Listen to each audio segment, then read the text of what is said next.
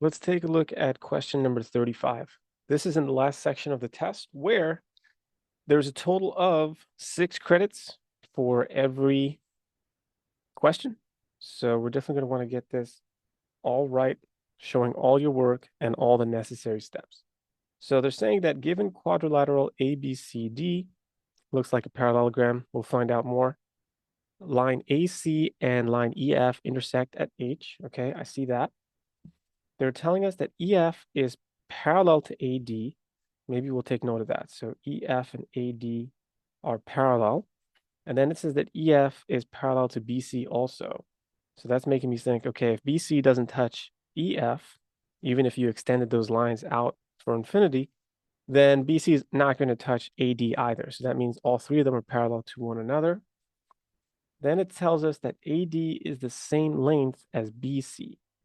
So A to D right here is the same as this. So we're definitely looking at a parallelogram, but the question is to prove that the product of multiplying the length of EH and CH would be the same as if we're multiplying FH and AH. So that's kind of odd because we don't have any actual side lengths. We don't have any angle measures, nothing. So I'm starting to think that if they want us to prove that these products will be the same, maybe there's something about things being proportional to each other, like somehow at the same ratio. That's the only way that you would have the products be the same without, that's the only way you could know that they'd be the same without any numbers. So let's go ahead and do a 2-column proof. And this is what it looks like. You're just going to open up 2 columns. On the one side, you have statements that we're scheduled to make and the reasons that support those statements. So you've probably seen your teacher do this before. This is called a 2-column proof. You could do a paragraph proof, but that is worse because there's more writing and it's harder to keep track of your own logic, and it'll be harder for a grader to follow along too, especially if there's some kind of ambiguity in there and you're not sure about something. It'll come across as wrong, probably even faster than in a 2-column proof like this.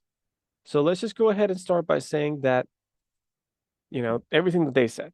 So A, B, C, D is a quadrilateral. And, writing things in shorthand like this is acceptable.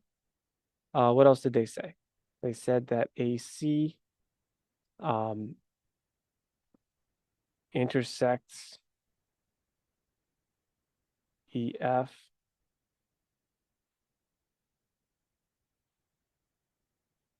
at point H.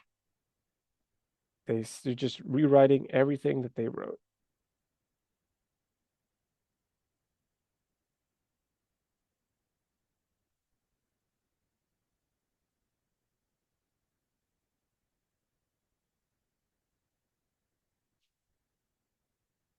And AD is congruent to BC. All right, so I'm just recreating everything that they're saying about all of these lines. What else do we need to say? I think that's it. So that's the reason for that is that it's all given. Okay, a lot of times you start these 2-column proofs and you really don't even know where you're going with it, which is pretty much what's happening right now. But I'm just going to keep going with the logic, just take the path of least resistance. The first thing that we notice is that AD would have to be parallel to BC. That's something that we said as soon as we read this. So I want to make that statement now.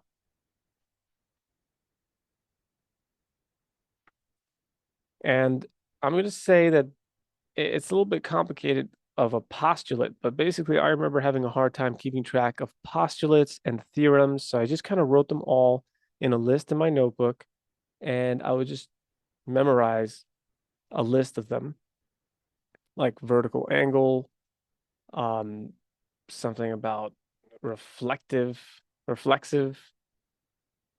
lines being the same. So in this case, they told us that EF and AD are actually parallel. So, and then they told us that EF and BC are parallel. So all we're saying is if BC is parallel to EF and EF is already parallel to AD, then BC in red would have to be parallel to AD as well. So in order to phrase that, I'm thinking I'm going to go with it's a transitive property. So I'm going to say transitive. It's like it translates from one to the other.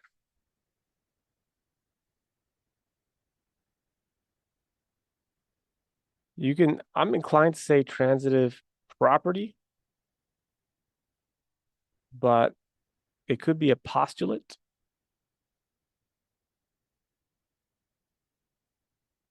And in this case, it's for parallel lines. So that's just what it's called, and that's just something you should add to your list. Let's see if we can make a third statement out of this. At this point, if we prove that BC, the red one, is parallel to AD, then that means this is a parallelogram. So let's just go ahead and say it. So quadrilateral ABCD is a parallelogram. And then the reason for that would be that we have both parallel opposite sides and congruent opposite sides. So opposite sides parallel and congruent is one of the definitions. Maybe we can make like an if-then statement. So if opposite sides are parallel and congruent, then the quadrilateral is a parallelogram. Okay, so we're getting closer. Now, I still have to prove that this EH, let's just highlight what we're trying to prove so we can keep it at the forefront of this question. So we have to say that EH times CH would be the same as FH times AH. So the last piece of that puzzle I'm going to say would have to be AE and CF, because we're looking at two triangles that are corner to corner. Here's one and here's the other. And that's what I was saying earlier. So I think now just by highlighting it, I finally have confirmation that that's where we're going with this, that we're going to say that these two triangles are proportional, they are similar. So that way, if we multiply corresponding sides to each other, like the blue ones and the green ones, we'd end up with the same ratio, the same product. Okay, that makes sense. So imagine, just as an example, that the larger triangle on top, AEH, was like double the size of the smaller one, CFH. So if that's true, then, and I'm multiplying the corresponding sides together, it'll be like one number times a number that's double.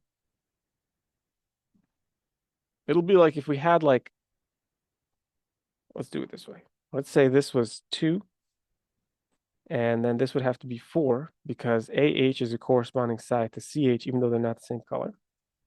And then if this were 1, then this would have to be 2 because we're saying it's double. So you could see now that if you multiplied FH times AH, so 1 times 4, you would get 4. We'll see, we're trying to see if it's actually equal. And then if we multiplied EH times CH, the blue ones, you would get 2 times 2, and that is also 4. So we're just confirming why the order of that, the way they presented these side lengths, why it would actually equal the same amount. So I don't actually know the side lengths. I was just trying to test it out. And that's a good thing to do to make abstract problems concrete by plugging in your own numbers. So let's keep going. So I just want to now get to the point where I could say that these two triangles are similar. Okay, so let's look at the angles then, because remember AA is angle-angle similarity. We need to prove that at least two, which would mean all three of the angles, corresponding angles in two triangles are the same to prove that these are proportional to each other, similar triangles. So I'm looking at this angle right here and this angle right here. They have to be the same. So let's go ahead. You can actually label them in the picture and use those labels. I'm just going to do it this way so that you could see how to call the angles. So this is going to be AHE on top, and that's the same as angle CHF on top, on the bottom. And the reason for that is vertical angles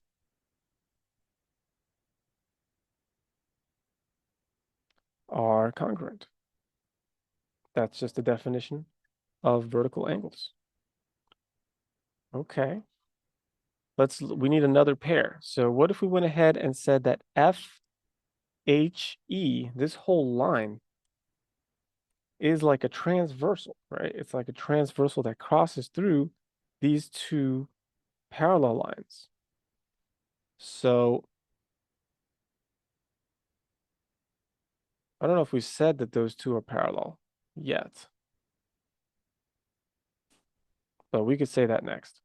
So let's just first state that AB is parallel to DC. And then we'll go ahead and say that, hey, EF is a transversal through it. So we have alternate interior angles. That's what I was going for. Like this angle right here is on the alternate side is this angle right here. And they're within interior of the two parallel lines, the horizontal ones. So alternate interior angles show that these are the same. So if I skip ahead to statement 6, I would be saying that angle CFH is congruent to angle AEH. And then the reason is alternate interior angles are congruent. Now, before that, I just want to be extra clear, even though it's implied because we said that it is a parallelogram earlier. Right here, I just want to be extra clear about it. So I'm just going to go ahead and state that line AB is parallel to line DC. And the reason for that is opposite sides of a parallelogram are obviously parallel. Okay, so we're just filling in all the gaps and we're almost there. I mean, we're there. We already showed that these two triangles are similar. So let's just say that now. So triangle FHC is similar. That's a similar symbol to triangle EHA.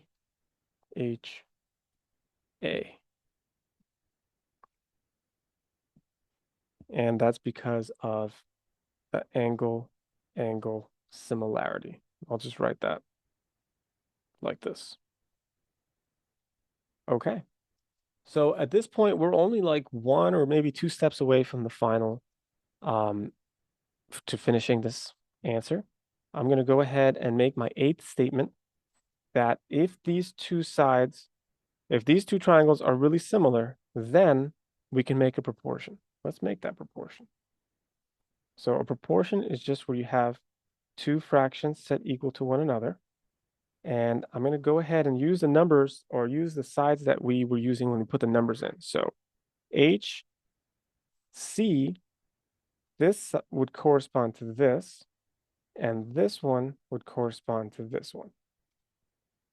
So that means if I did HC over HA,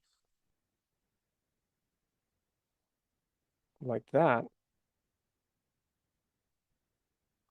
that would be equal to the quotient between FH over HE.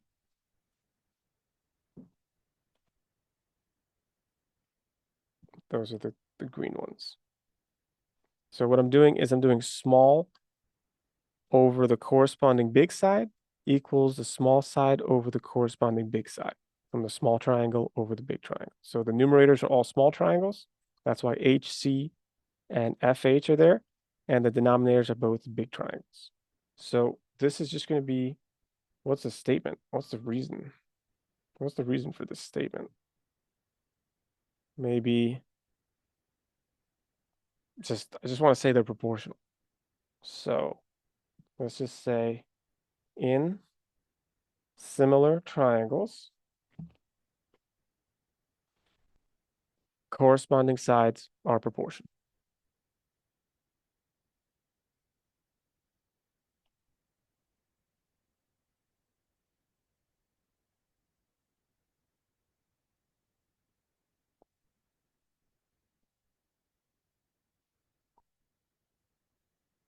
Okay, so that's enough.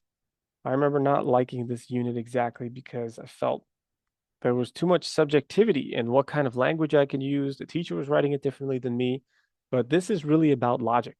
So you have to just make logical sense, and the grader is supposed to accept it if what you're saying is true and makes sense. So this is it. This is the last one. I'm just going to go ahead and say then, let me write it in the way that they wrote it. So EHCH. So EH, that's this one times this one. So I'm cross multiplying.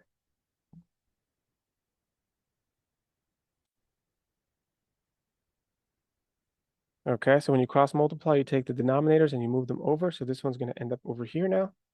And they wrote it as FHAH. So even though the letters are a little bit different, it's the same thing, right? That's still the green one.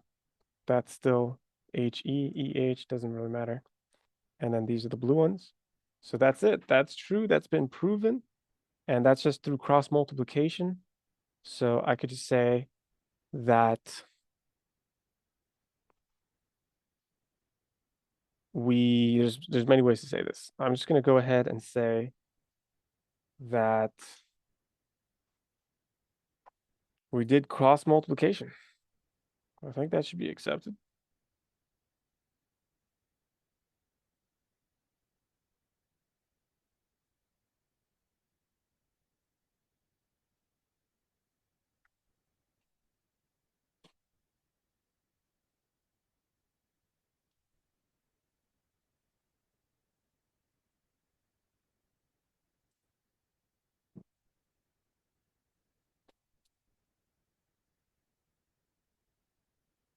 So cross multiplication between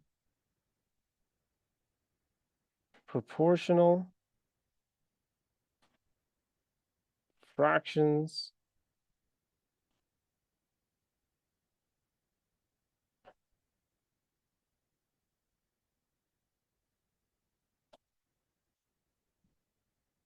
yields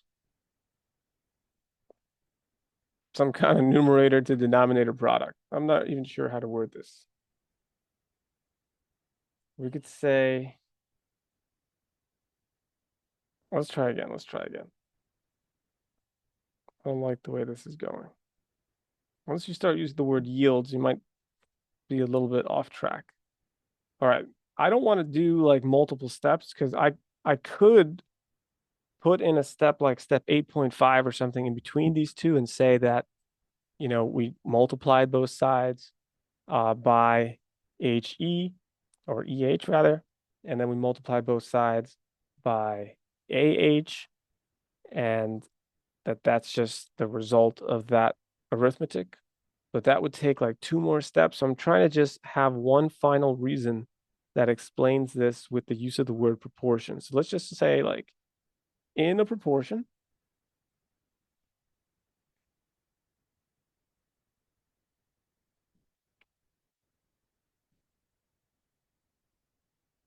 the product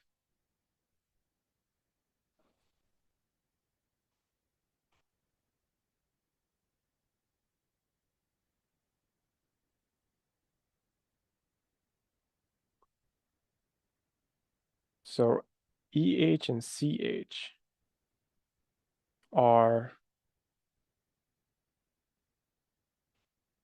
not the corresponding sides.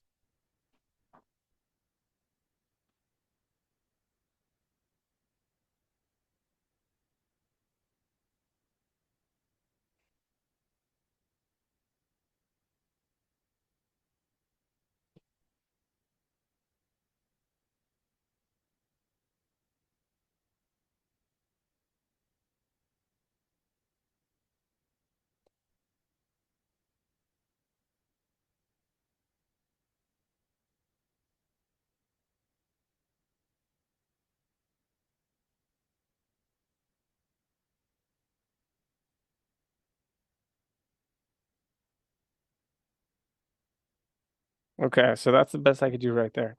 I'm trying to skip a step, but you could see that we're kind of paying the price by having to write a longer reason on the right side here that took us even more time to put effort into.